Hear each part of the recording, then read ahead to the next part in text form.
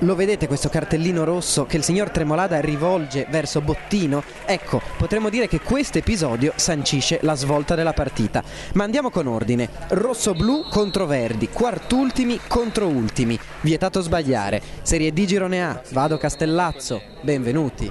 12° e subito contestazione. Siciliano si traveste da Leo Messi, entra in area, serpentina fantastica e cade in area. Qual è la decisione dell'arbitro? Si continua. Arbitro occhi di lince o occhio di talpa?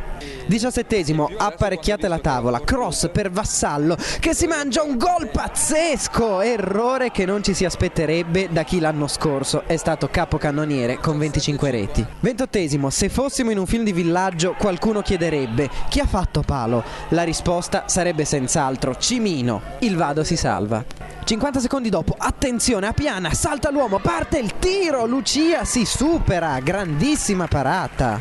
Quante emozioni per uno 0-0. 34°, Vassallo si invola, salta al portiere, tenta la prodezza, nulla di fatto, si resta sempre immancabilmente sullo 0-0. 7° minuto, come detto in avvio, la svolta. Bottino stende Cafferata e rimedia il secondo giallo. Castellazzo in inferiorità numerica per i prossimi 40 minuti. 28°, le immagini di Simone Maggi ci mostrano la serpentina di Rosset, serie di rimpalli e Lucia è portentoso, parata distinto. 34°, Aurelio sulla battuta, parte basso, fa una super parata, si resta sullo 0-0. 35°, calcio d'angolo per il Vado, la palla balla in area e Stefansson appena entrato non sbaglia, gol davvero essenziale, ora è 1-0, reggerà il Vado?